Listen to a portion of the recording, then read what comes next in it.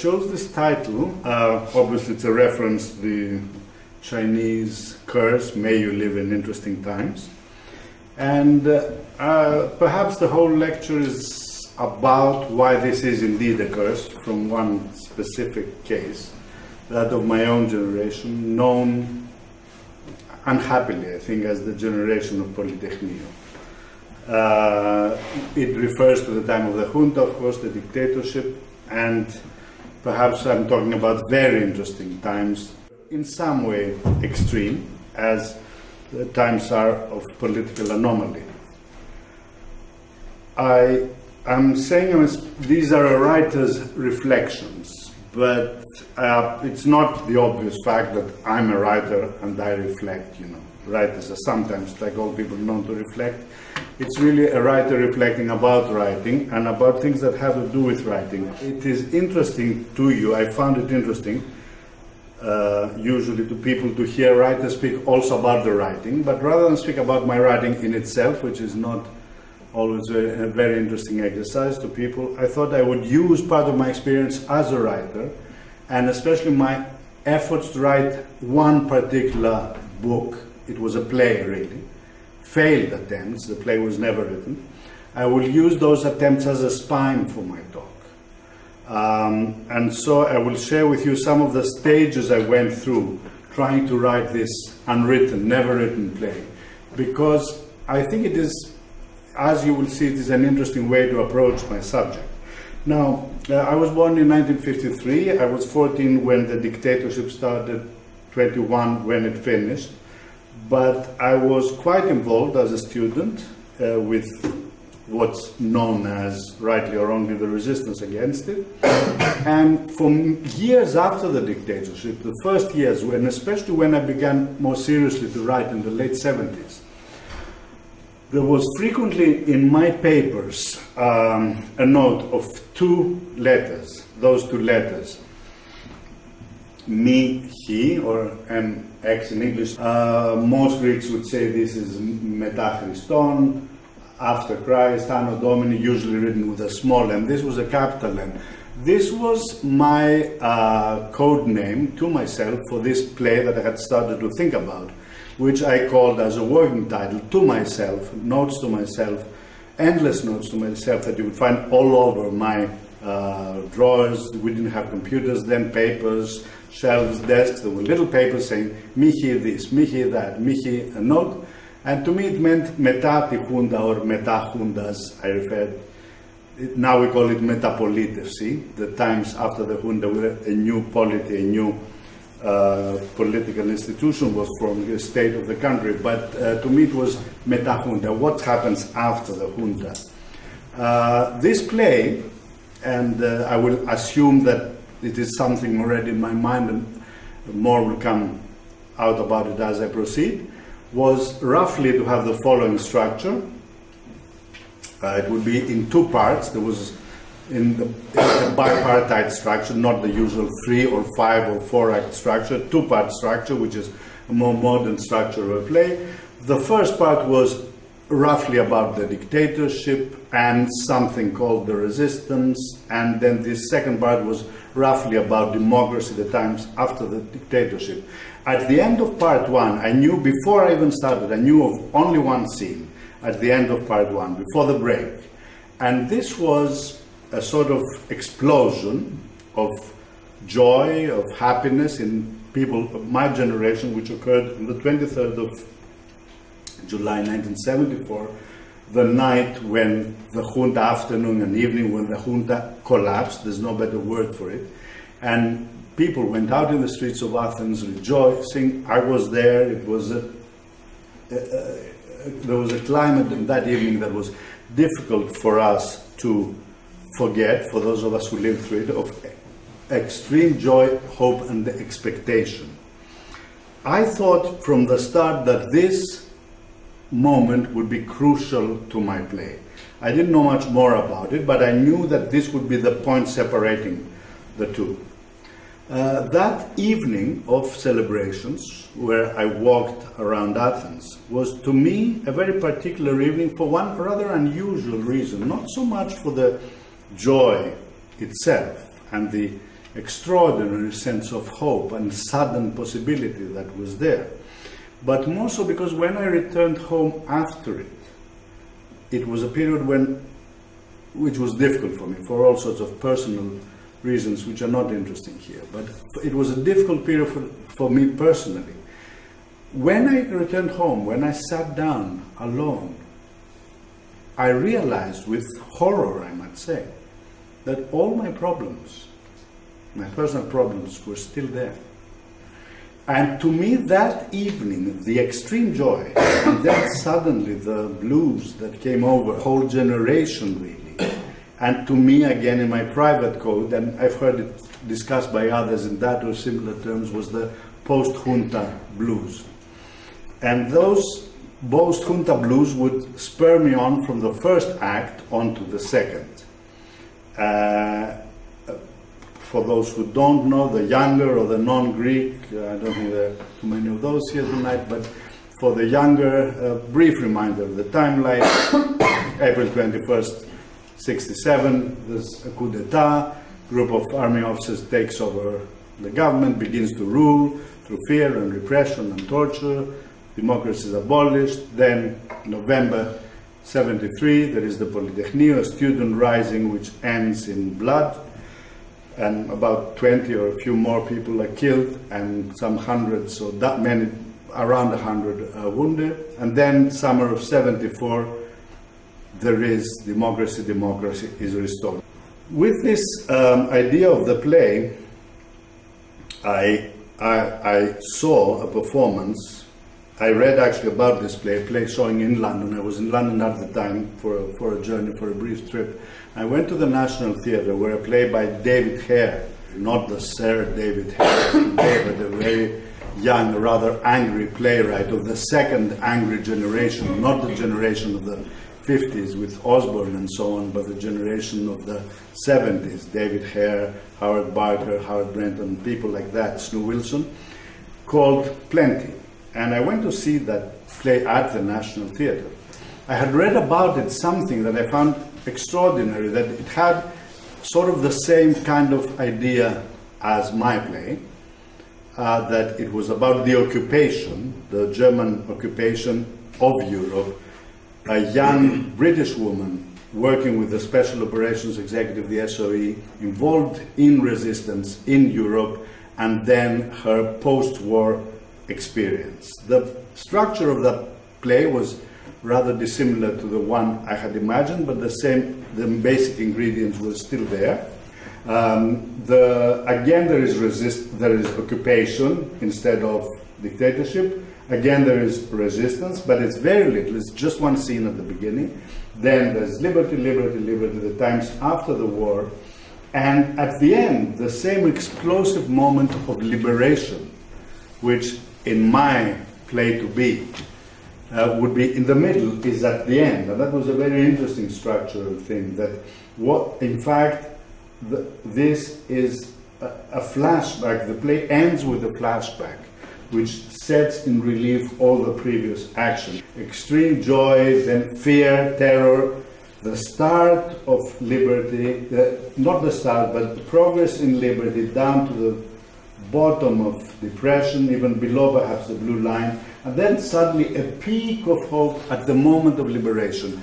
That explosive red moment was the same moment I had found interesting in my own experience, the moment of change, the moment when suddenly the war ends and France is free, because she was stationed in France, this young English woman. There's this extraordinary Canadian actress, Kate Nelligan, not much heard of after that, who gave a really electrifying performance of Susan, the protagonist. And in the last scene of the play, the last line of the play, in fact, it's a line that has been voted the second best last line of a work of fiction, you know, those stupid polls like that and lists. Somewhere I found that a huge collection of critics and literary people voted it the second best last line of any work of fiction in the 20th century. I find it extreme. The line was, there will be days and days and days like this. And the reason why this line was so extraordinary to its fans was that because, of course, it throws light on what she had dreamed at the beginning, what didn't happen in between. There weren't days and days and days like this. But it comes at a very, very apt moment, and indeed it is a very strong moment. Now, the structure of the play I was imagining was a bit different. It would be more or less like this.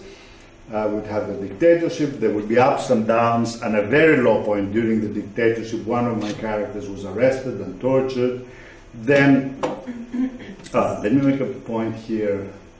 You see this curve that goes up, as I see there are no mathematicians perhaps, but some computer scientists in here, which is second best to mathematician, they might call it a singularity. There's a sort of curve that at one point goes to infinity, and then somehow magically comes down again. But there was this sense of an infinite hope at that moment, and again in my play, this singularity, and I have it on purpose going outside the frame, came at the middle of the play, and then again democracy, the main protagonist goes down, down, down. Here already there is a question. I'm begging a question. Why are you comparing? Why was the experience of the occupation interesting to you vis-a-vis the experience of the junta? What do they have in common? Are they the same thing? Why did the play about the occupation remind you of a play you wanted to write about the junta? This was, I have something to say on this, because during the junta I often got quite angry with friends who compared the junta to the occupation, and our generation's plight with that of the occupation. I already found that very extreme. And here's why. There were similarities, of course. Lack of freedom exists in both the occupation and the junta. Resistance is punished both at the time of the occupation and the junta, but there are two differences, one less important and one really important. Material discomfort was there in the occupation. Material discomfort is an understatement, of course. There was hunger, there were deaths from hunger, huge material discomfort, poverty and human suffering, and resistance is punished by death.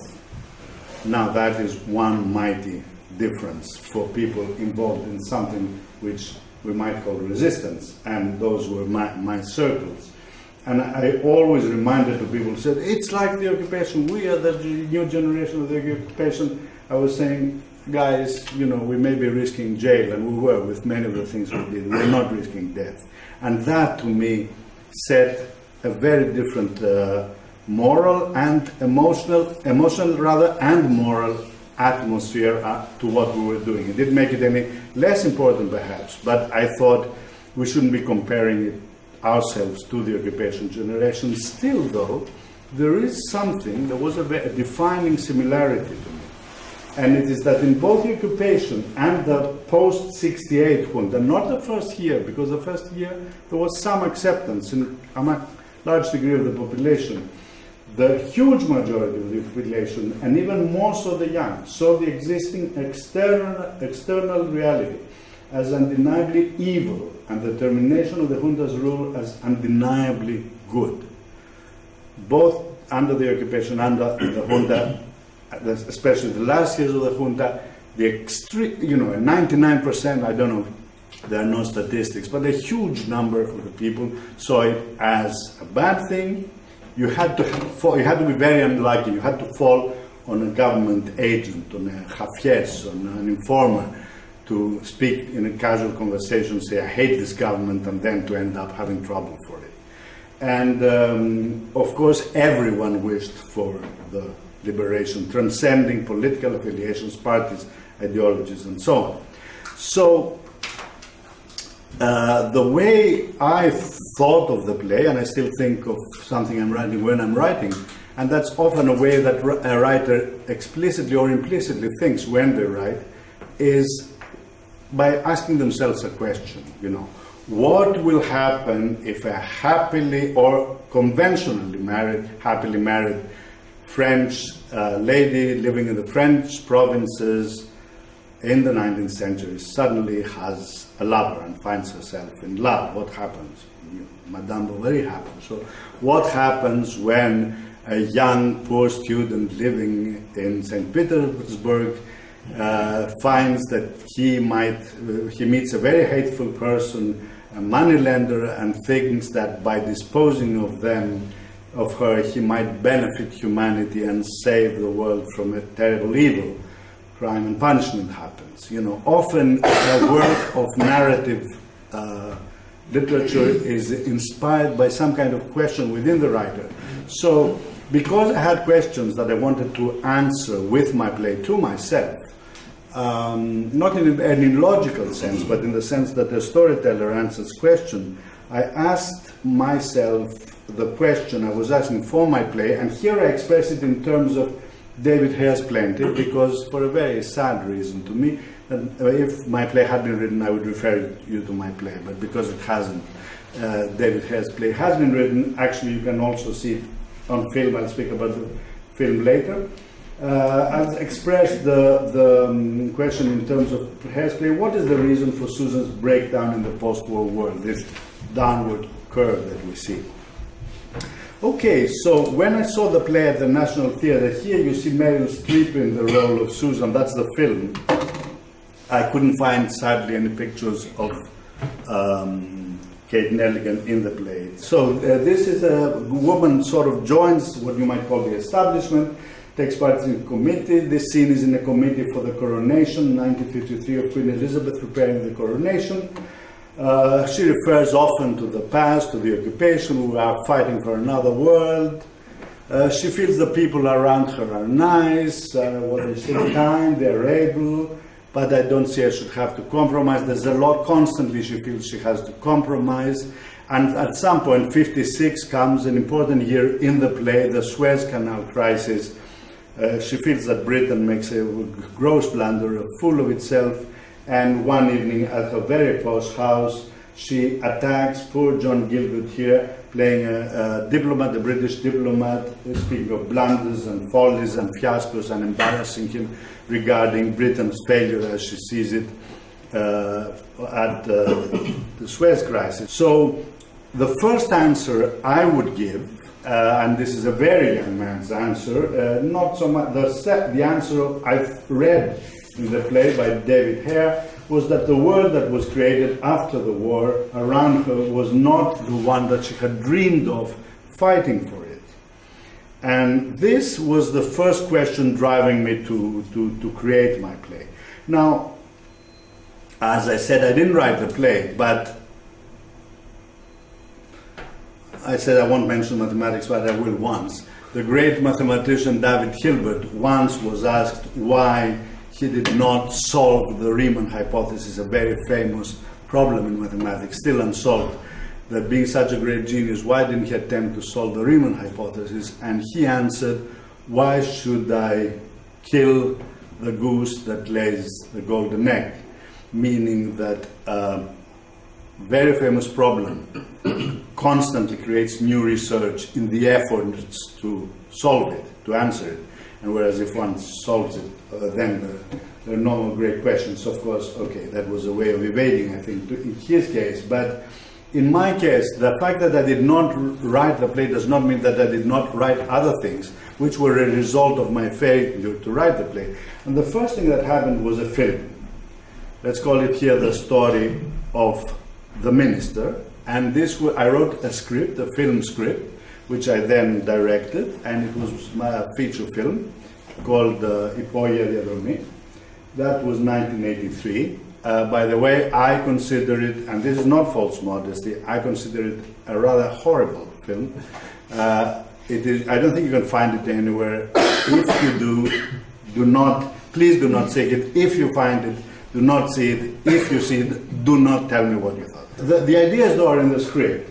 And this is a scene from the film. It's set in a country which is not named. It's obviously Greece, but no place names are used, no dates are used, no names are used. So it is, in a sense, slightly allegorical landscape. And the protagonist is here the minister, played by Yannis Fertis, and his pal, the guy right to his right, as you see, with the bald guy with the glasses, his age, is his best friend, his pal, his private aide, the director of his political office, a very well-known, I won't mention names in modern political life, but a very well-known type of figure.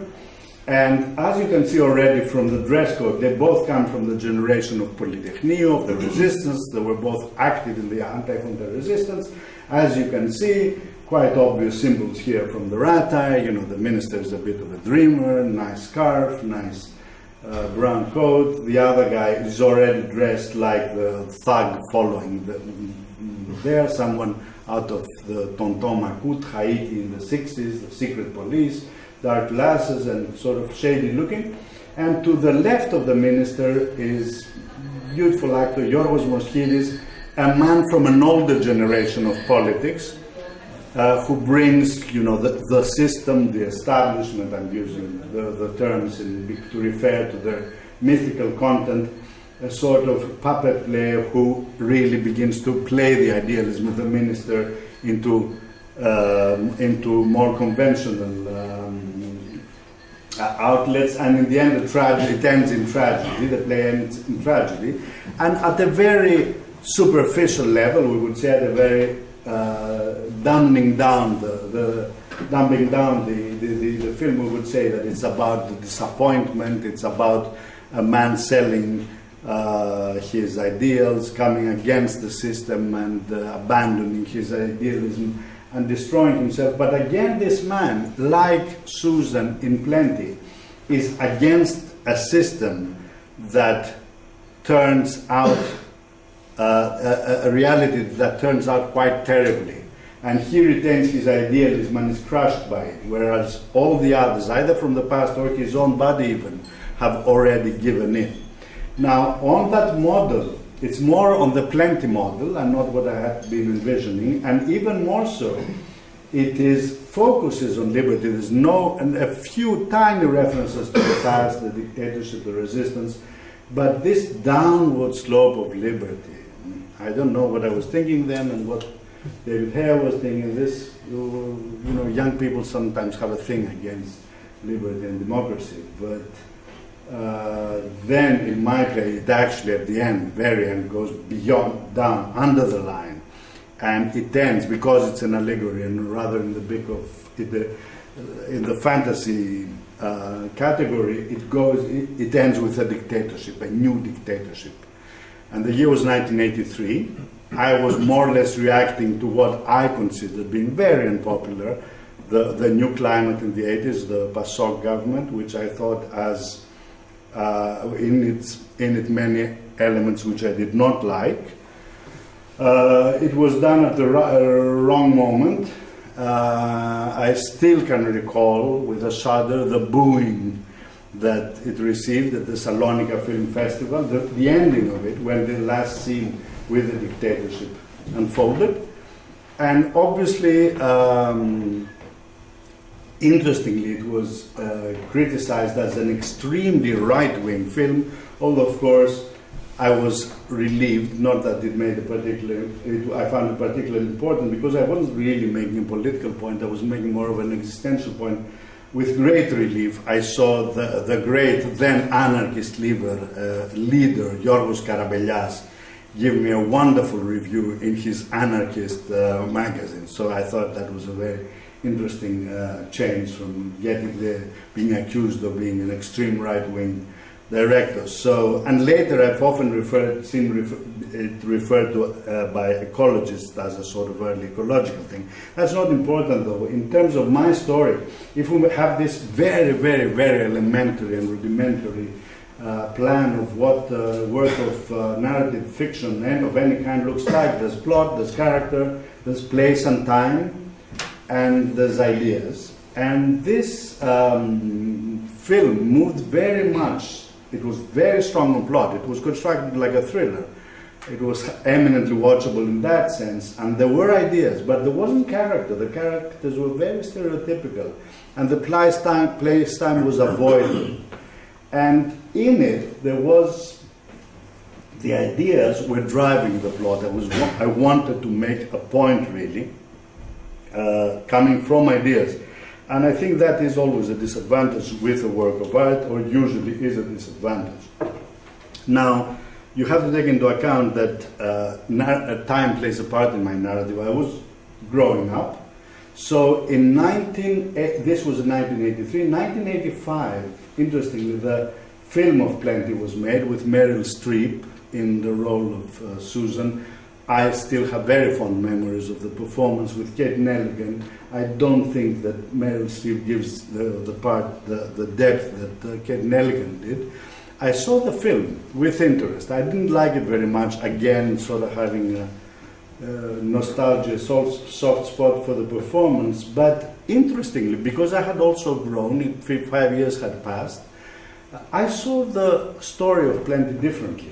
I focused on scenes that were already there, of Susan trying desperately to change this environment which she doesn't like, and then suddenly, one day coming to her husband and saying that the best, they have to make changes in their own home, in their lifetime, which is, of course, is a first sign of a breakdown, and she proceeds to change her environment and the world, her private world, in a very literal sense, destroying everything, really having a psychotic, or I think I think at least 2 psychiatrists in the audience, but I'll call it a psychotic crisis, and I will accept corrections later. Here, there was a different emphasis. I saw the same work as about character and ideas, place time entering it a little into it, and plot not being at all important. And I thought that was progress. I thought this play was saying something much more interesting, that, you know, the system is corrupt and everything must change and idealists cannot change it. I thought that was a rather trivial point. You don't need to write a whole play to say that, whether it's right or wrong. So there was a second question. Now it was a young man's. You'll recall the first one was a very young man's answer. This was a young man's answer, that the prospect of creating a new world is terrifying to her, to Susan always, which we might also call, remembering Erich Fromm, the fear of freedom. Or, in different terms, again, 2 psychiatrists in the hall, I'll call it the pleasure principle does not want to surrender to the reality principle. And it is here the pleasure principle of fantasy, of imagination, of a vision that one has of a reality in the future as a utopia, that suddenly comes crashing against the wall of actual reality. And in some characters, this is a breakdown. This led me to a second form. I tried to rewrite after Υπόγεια διαδρομή, after the film, to write again. I was in film at the time, a film or two, I say, because it's 2 different films, but with exactly similar theme, the story of the painter or the story of the monk, and none was ever completed. But I'll tell you the story very, very briefly, the story of the painter and the story of the monk, because both are true stories. I will tell them very briefly. I will try to stick to the facts, more or less disguising them slightly, because both people are living, and they were, one was a dear friend, the other is someone I know, and I don't think it's my business to tell their personal stories. Okay, we have the story of the painter, what I call a painter. He isn't a painter in actuality. In my film he would be. We have a small community of Greeks living in Frankfurt, Greek students at the time of the Junta, about 5 or 6 friends. They belong to the same political organization, political group, a communist group, and during the summer of 1973, the cell leader of their group, their boss, their chief, the secretary, whatever, their father figure, has been arrested and is in jail in Greece. And some of them have been exposed. The names of some of them are known. So the Greek students in Frankfurt in the summer of 1974 cannot return to Greece. Since the summer of 73, they cannot return to Greece because they know that the ATESA, the military police, the security know their names, so they'll be arrested. So they have to stay there. So they spend their time in Frankfurt. Some of them have jobs, some don't. It's just vacation from university, supporting themselves from income from the family or whatever other means. Some have jobs, and they all come together in the evenings, a group of friends. They meet almost every evening in a situation that's very well known to us who have lived through those years as the misery or of the emigratia, as we would call it, the young leftists. I was partly in this situation myself. And those evenings were alike, endless cigarettes, quite a lot of alcohol, cheap alcohol, late into the night, Ρεμπέτικα, singing, Θοδωράκης, Βάρνελης, στην υπόγειτη ταβέρνα, είμαστε δυο, είμαστε τρεις, crying, reminiscing, saying, when will we go back, and so on. I have to tell you something which you won't know perhaps, that until a week before the collapse of the junta, we, all of us, thought that the junta would last forever after the Πολυτεχνείου. Forever. 10 years, 20 years. There was no foreseeable future for us, and no foreseeable future of returning to Greece, because this thing would last forever. And then this notion of doom, that they have lost their homeland forever, is with the people there in the political group in Frankfurt. In those evenings, that's why I call them evenings of misery. So suddenly something happens. The 15th of July, there's a botched coup d'etat in Cyprus. The junta of Greece attempts to have coup d'etat in Cyprus. In the morning it looks like it's successful. Archbishop Makarios has been killed, and everyone in Frankfurt, the friends, call one another, tell one another they are even more heavily depressed, until that evening they suddenly turn on Deutsche Welle as a special news bulletin that says that Archbishop Makarios is alive, he has escaped. He is in Paphos in the military camp there, and they hear with a shudder, which I can feel as I recounted to you, its very nasal and pleasant voice saying, "Λαέ της Κύπρου, λαέ της Ελλάδος, είμαι ζωντανός." And that's an amazing moment, because not only is he alive, not only is it true that the coup has failed and there is hope, but he expressly speaks, the first time ever, against the junta in Athens, accusing it. Η Χούντα της Ελλάδος της Κύπρου απέτυχε, η Χούντα της Ελλάδος απέτυχε. And to the friends in Frankfurt, this is a signal that something is happening internationally. This is unprecedented. A serious, respected political figure of international repute is accusing the junta of Greece of masterminding a coup d'etat to have him assassinated. Time moves very, very fast. Then there's the great tragedy and the great responsibility of the junta, the invasion, the Turkish invasion of Cyprus, Attila, a few days later. And then, 21st, 22nd of July, it is becoming clear, even to those friends in Frankfurt, that the junta is collapsing. On the 21st, the Undersecretary of State, the American Undersecretary of State, comes to Athens and declares that I have tried to find ministers of the government, but I couldn't find any, and that must mean something. And then on the next day, Henry Kissinger, the great Henry Kissinger, a very evil figure for the French in Frankfurt, but still a very powerful man, says, I think that the government of Greece has failed and it must be, practically, he says, it must be replaced. So suddenly, the group of friends in Frankfurt who are thinking of themselves mostly because they're in this state of misery. Also the country, of course, saying, could it be true? Could the junta collapse? Can we go back? On the evening of afternoon of the 23rd, friends called them from Athens, telling them, people are out in the streets, the television, the state television, yes, the state television, the government-controlled state television is saying that there is a change of government, there will be a political government sworn in this evening. A few hours later, they learned that Konstantinos Karamanlis is heading it, the composition of the government is announced, the cabinet, and centrist politicians who were in jail are participating in it. So this must be the end. And among the friends now, there's a young man called Christos, who is not sharing the general glee and enjoyment. During those days, he is increasingly agitated. He is saying, how can you believe that? How can you be so naive? How can you believe the American Undersecretary? How can you believe the bourgeois media and the bourgeois station of Deutsche Welle? How can you believe, for God's sake, the arch-fiend, the devil, demon, Kissinger? What does it matter what he says? You are so naive.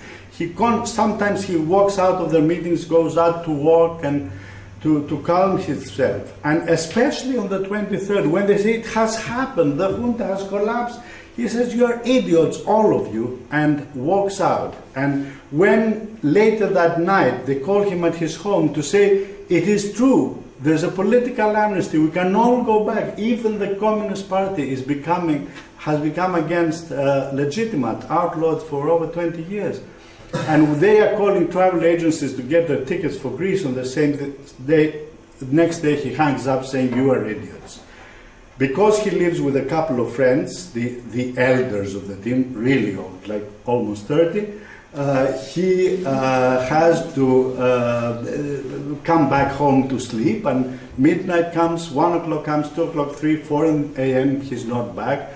The couple, they are the only married couple among the others, are very worried. Anyway, at the end they go to sleep, and at some point the bell rings, telephone, they say, "Hey, Christo, yes, what is it?" "No," German voice, "it's the police.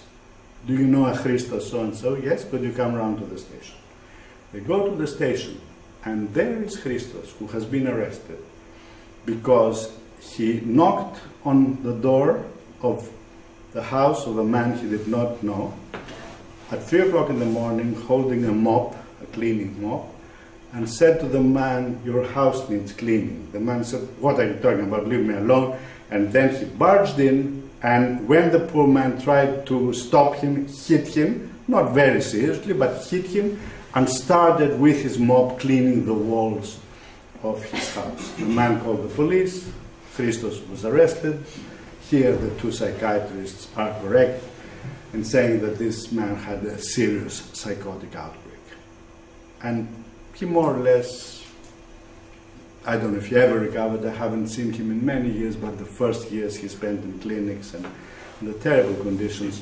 This always impressed me, the story, when I heard it a few months after the collapse of the Junta. And then when I went to Mount Athos around 85, I saw a monk who had been there for about 10 years, and I realized that he too was involved in the left during the Junta and left in the summer, I knew sometime in 74, when pressed, feeling very embarrassed about it. He confessed that he left Athens to go to Mount Athos and become a monk on the 23rd of July 1974. The confluence of those two events, the painter, the man I call the painter, and the monk who left on that day, was to me such a powerful image of such a powerful embodiment of the fear of freedom that I found it even more powerful than what David Hare had done with it in Plenty. But I did not know, being not an inexperienced writer, to put it into a story. And what would I do with the guy after the Junta? So with my failed attempts for a year to write either one of the two scripts, I stopped thinking about the Junta and I said, I'll leave it behind me, let's do something else. And this, I think, is a usual problem that happens when you see sometimes, in a film based on a true story, you say, very interesting. But unless one sticks very closely to the facts, or unless one is ready to be driven by reality, usually when a writer wants to take inspiration on a true story, and if it's a personal story with a personal resonance, it's sometimes almost impossible to escape the strictures of that reality. The personal, the reality, based on a true story, if it has a personal element, operates really like a magnet, attracting plot, character, ideas so strongly towards the concrete place-time that it is extremely difficult to create, to make a new and important work of art. Of course, great geniuses have done it, and if you're lucky, you can do it. It didn't happen to me, and I realized I should disengage myself from place-time. And I was suddenly in the void, in virgin territory. Okay, I can write whatever I want, I'm done with all that.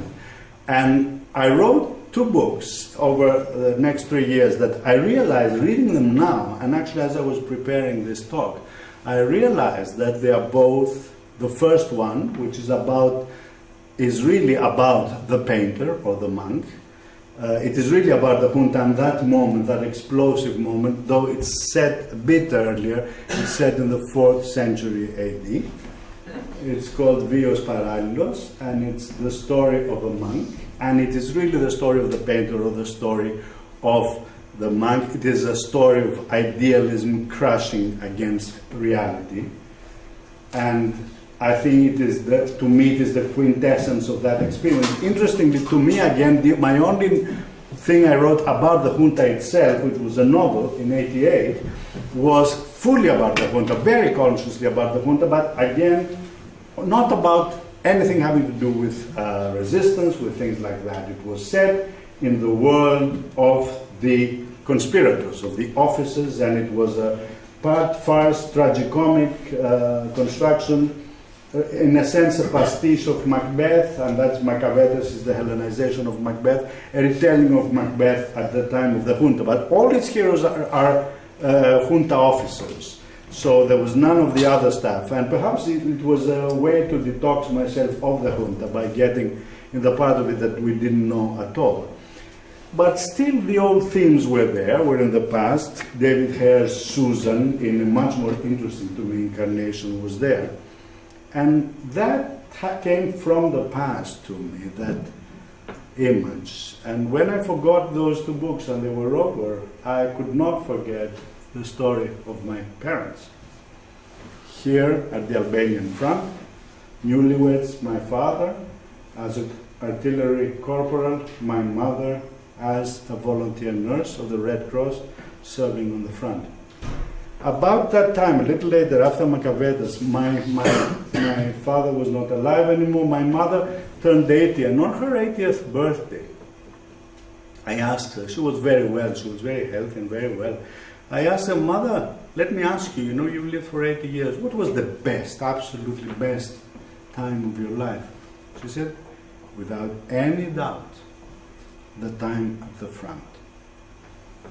Okay, now this woman has 4 children, 8 grandchildren, lived a good life with her husband, traveled, had good friends, still at 80 was enjoying her life thoroughly, in fact more or less until the end. She died at age 100.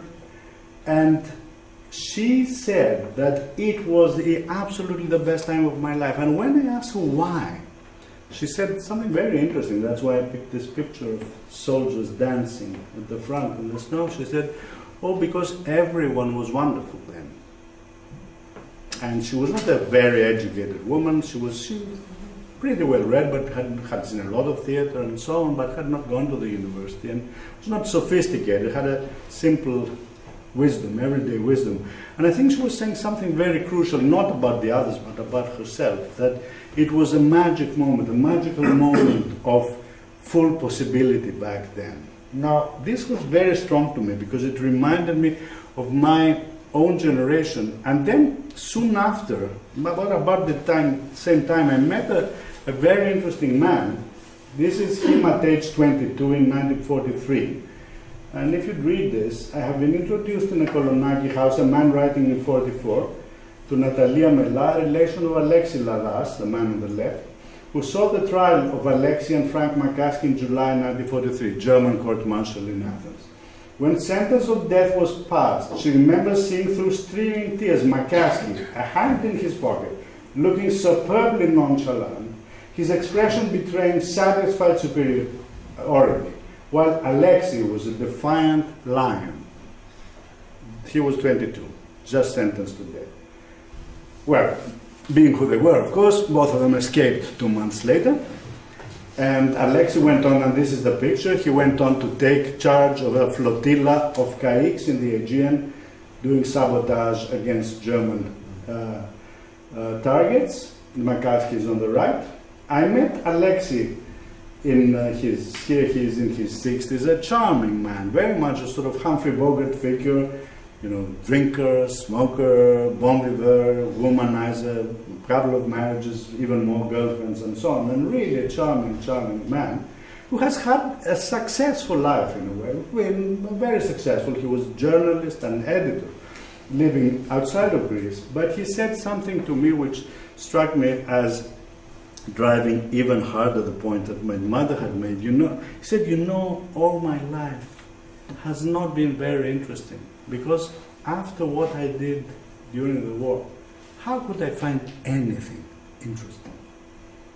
This to me was something extraordinary, something that I could take at its face value, but something I could not in me accept as the lifetime's position. And mind you, this from a man who had lived an interesting and fulfilling life after that. But he was speaking of a deeper unhappiness. This brought to me again the themes that I wanted to work with earlier, of the operation and the occupation, liberation, dictatorship, junta. And I went back also to and started reading about the occupation. And this is the similar 23 July 74 experience in October 44, the liberation of Athens, and my own experience of July 23rd, you know, also the pictures you saw earlier. By the way, look at this picture for a moment, and look at the next one again. Look at this quite closely, the people. And this one, do you see any difference? Can you mark the difference, yes? No. If you can go back. Okay, you're cheating, but all right.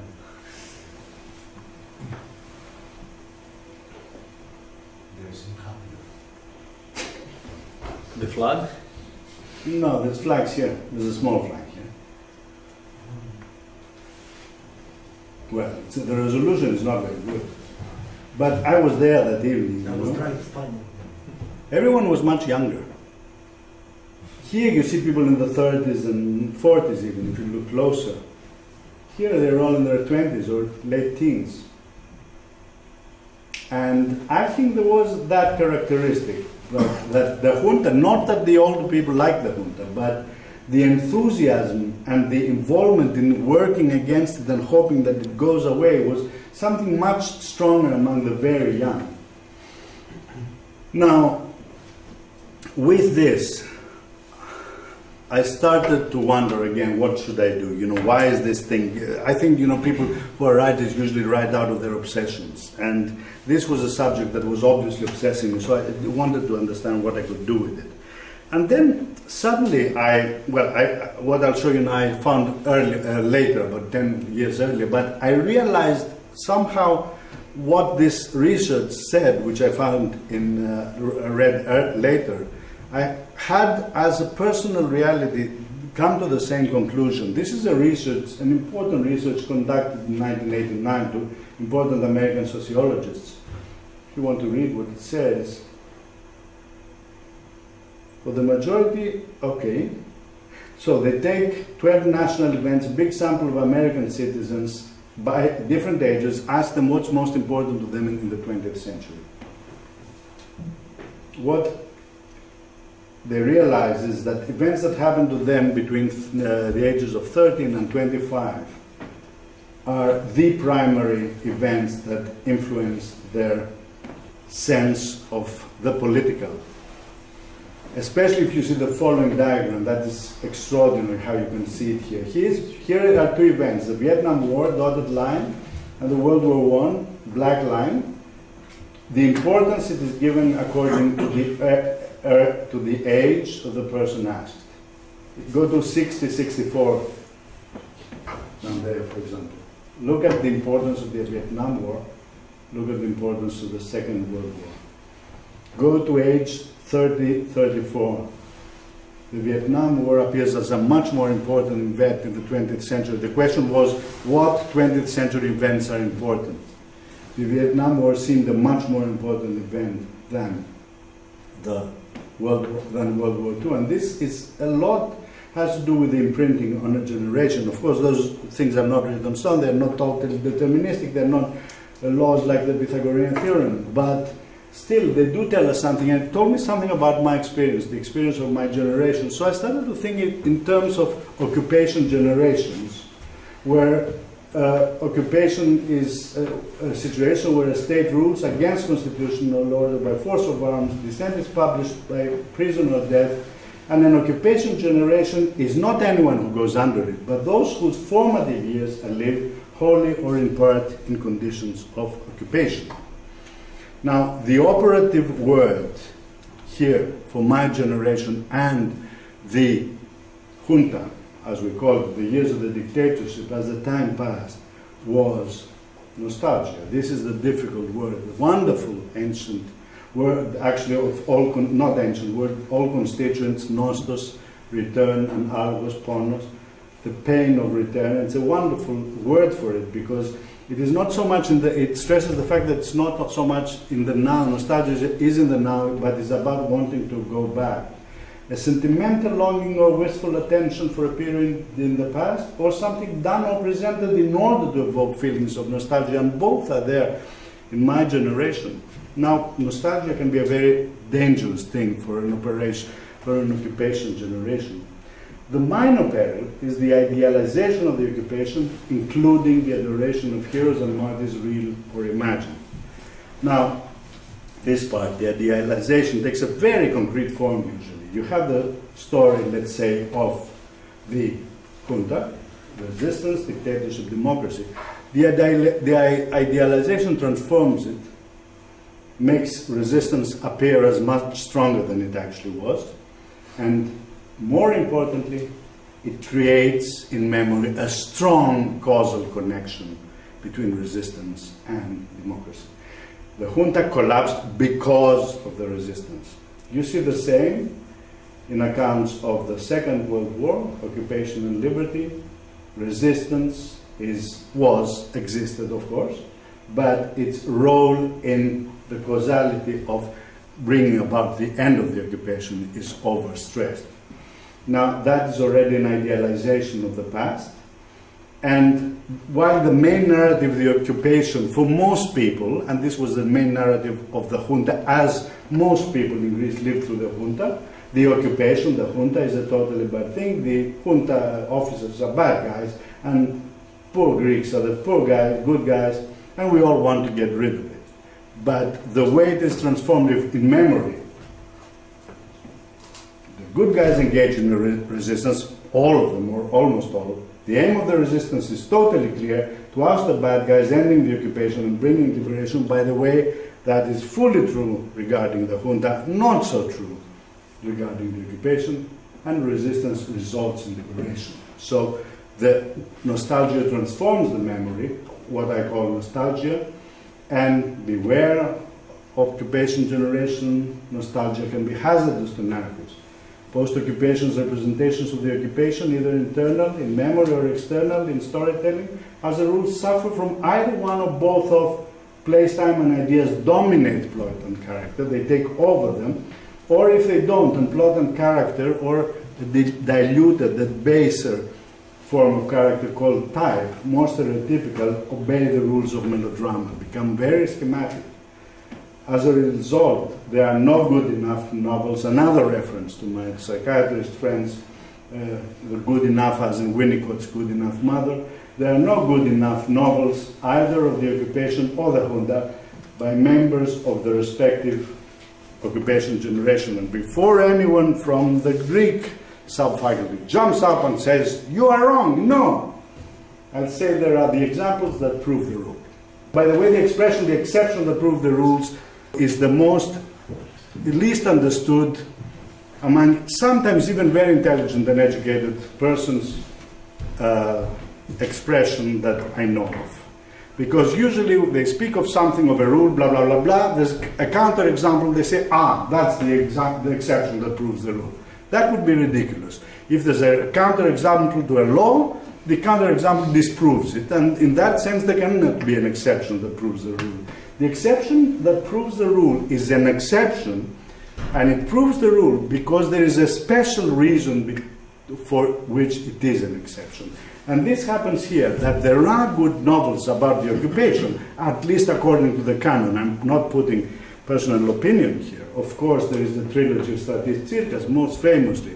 Size in this little diagram here shows the extent to which they're acknowledged as great.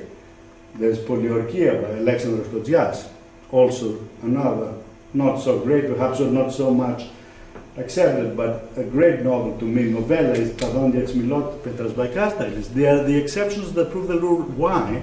Because in none of them the main narrative as I described it enters. They are not about the occupation. They are not about the main issue of the occupation. They are about the fighting between Greeks during the occupation. So although nominally they are occupation material, they are not about the occupation or the main conflict. They are with the occupiers. So then in the minor period is also the adoration of heroes and martyrs, real or imagined. I'll go very fast here, though it's perhaps one of my favorite subjects. One real life example, the Kitsos Maltesos, you may have heard that name. He was a young man at the time of the occupation, a student. At first, one of the leaders of Okne, the communist youth, then left it, became one of the leading figures in a national organization and was assassinated, sentenced to death by his ex-comrades of Okne and assassinated. Two of his two dearest friends, Rodis Rufos on the left and Theodoris Frankopoulos or Boulis Frankopoulos on the right, were fixated on his person. They're both wonderful people, wonderful writers, but for both of them, the rest of their lives revolved about the nostalgia and the memory of the lost friend at age 23. They were, I think, a year younger, so they were 22, he was 23. They both wrote books about it, Rufus 1, Frankopoulos 2. And in those books, which are very interesting books, you see them typically suffering from, based on a true story, plus nostalgia. And those are in the case where face-time plot, you remember all that, the magnet attracts here the subjects towards place-time, and here there's a particular form of distortion that they're heavy on place-time and ideas. And to speak about place-time and ideas, it's wonderful, but it's essay material. It's not storytelling material. Storytelling needs plot and character. So the major peril of nostalgia, though, to me, and I won't speak about this now, but if you want, we can about the discussion because there are elements that may interest you, is emulation of the old story, not letting go of it in either active ways, such as through the perpetration of extreme acts, or the adoption of extreme worldviews, Manichaean politics or ideologies, or passively as in a difficulty to adapt to normal, i.e. not very interesting times. You remember that earlier I abandoned Metahunda, but now having said what I have, I can talk about it again perhaps, and come back to Susan, as we call her, and give you a non-young man's answer to what is the interesting thing about her breakdown. That because Susan cannot overcome the standard profile of an occupation generation, or in different language, because she's maladapted for meaning, for finding meaning in life. How can we go beyond that now? Because that is really the main issue for my generation. A lot has been heard in modern Greece about the terrible troubles that the generation of Polυτεχνείου has inflicted on Greece. Those are partly fair, partly unfair. You cannot generalize, of course, but here we are talking, generalizing in a way which I hope is interesting and not simplistic, because I'm not reducing individual cases to it, but speaking about an element that might have some energy as a symbol. How can we go beyond that? How can we transcend Metahunda? First of all, we have to accept that an occupation generation and the Hούντα generation, the Πολυτεχνείου generation, grew up inside a forming narrative that influenced directly or indirectly, explicitly or implicitly, its worldview. This worldview was fine then, but if it persists, and when it persists, can result, and often has resulted, in a maladaptation. The way it comes here is that place-time, that's the worst form of maladaptation, and talking now about life, not art, can take over plot. You can be living your life as if all your symbols and images are from another time, the action guided by that. Now, at the level of character and ideas, you have a host of problems. You have ennui and mal du siècle. I love those two French expressions used in English. They portray so well what they want to say. Cynicism, paranoia in character, immoralism, fanaticism, extremism in ideas. When you have the persistence of that. What the operative word here to transcend nostalgia is to mourn. And mourning is, the psychiatrists may tell us in the discussion, is a very complex process. But what it means in the context in which I'm talking about is taking place-time and forgetting so much about place-time and moving the issues, first of all, to character. which is where those issues really should unfold as one grows up. And then moving on to plot, because life is plot, life is action, and taking into account the place-time, the new place-time, not the old one, character and ideas. This transposition is the necessity, but before that, the necessity of mourning is going beyond the story of the past and the promise at the end of such a day, 23rd of July, for me and my generation, there will be days and days and days like this, to the realization that, no, there won't. And let's live with that. Ending, I don't want to end on a black note. I want to tell you that there have been successful mourners of the 40s occupation generation, and those successful mourners of the 1940s occupation generation were people who had, I only present here just the names and the pictures of people who had been active during those years in the occupation, in the resistance, or in what was during the occupation called the resistance. And here this parenthesis is necessary because often what we call during the occupation, the resistance, involved fighting among Greeks, which cannot necessarily be called resistance. So the people here were active during it and then went on to conduct a very successful mourning, which means to conduct very successful lives totally unrelated to the past. A great archaeologist, Spiros Iakovidis, a great psychoanalyst, Anna Potamiano, a great architect, Kostis Dekavalas, a great sculptors, Natalia Mela. The latter three are alive and thriving and productive in their 90s. And lest I be accused that I only present persons who were active in the nationalist, or it might be called right-wing organizations. The same was true of the left, of course. Grand example, Yannis Xenakis. The scars on the left side of his face were formed during the Battle of Athens, December 1944. Cornelius Castoriadis, philosopher. Candilis, a great architect. Aris Alexandrou, perhaps the man who has produced the greatest novel of that decade. But the same is true, of course, of the 70s. There are too many, I cannot mention the names, of successful mourners of the occupation generation. I should point out, of course, it's not just the famous who are successful. You don't have to have create as a grand word. You can be the most successful human being without having achieved public fame, but because they're more recognizable to you, or could be, I mentioned people who are better known for the work. One of the prime examples is Dionysius Avopoulos, tortured savagely during the Junta and involved at the early years, first 2 years of the resistance, and then throughout in the resistance through the Junta with his songs. Yorgos Pavlakis, one of the leaders of the student movement during the occupation of the University of Athens, now a major researcher in NIH in America, a major medical researcher. And two wonderful people. These are a couple, and this is how they look now. Aren't they amazing? Now, last year, Maria Kogino and Andreas Kouvelas, two of our most wonderful architects. You may have seen one of their works, the Museo Benakion Piraeus. Andreas was one of the leaders of the Polυτεχνείου Rising. Maria, a young student then, still together, still happily married, still extremely creative, fully successful mourners.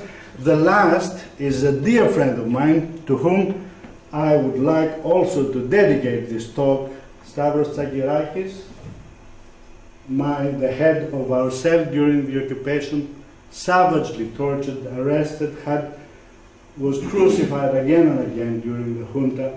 One of the leaders of the Polυτεχνείου Rising has never in his life after that spoken about it, never referred to it, never made the resistance hero. A wonderful man, wonderful professor and scientist, a legal scholar, professor of constitutional law, and a brave man whose courage and moral qualities I hope give to me and to all of us who know him the best case of what people can learn undergoing difficult experiences, mourning them, surviving them, and going on to create other good things in their life. So, thank you all.